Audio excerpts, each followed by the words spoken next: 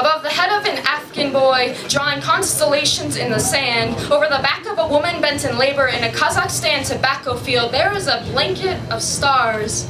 And the United States has staked a claim to 50 of them. 50, stole them from the night blue with greedy fingers, stitched them to a piece of fabric, and threw them back into the sky by drilling a hole into the moon to say, "This is ours," with their names spelled out in stripes. But those stars are not the moon's sky. The American flag is not my security blanket. The Bill of Rights is not my map to freedom. And the words on the Statue of Liberty, "Give me your tired, your poor, your huddled masses yearning to breathe free. Do not call me home."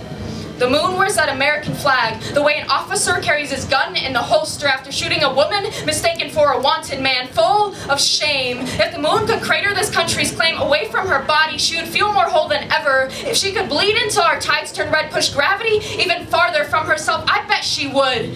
I bet every time the U.S. sends a rocket to launch, there is another scar carved into her sky, another streak of Milky Way extinguished by the ash of another mission. The American mission has never been the preservation of natural beauty. The mission has been keeping a belt around this country's fat gut.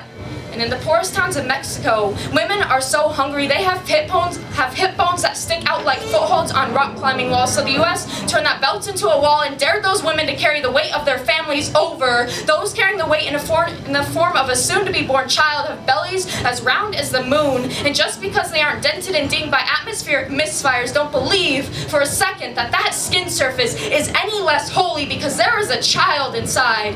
A someday little girl who will be brought into this better life, and in this better life she will be constantly turned away at the gates of opportunity with her feet planted on the land of opportunity. She will grow with scoliosis from the way she bends in an attempt to dodge all the hatred pointed at her like paring knives. She will hunger for something better as her brain grows and her ribs move closer to the skin and her stomach closer to her spine. I don't know how many vertebrae are in my back, but I bet mothers in small Latin American villages run their fingers over each piece of bone that holds their children together, their bones wearing away before their age even reaches double digits. This poem is not my statement of anti-space exploration. What I'm trying to say is this.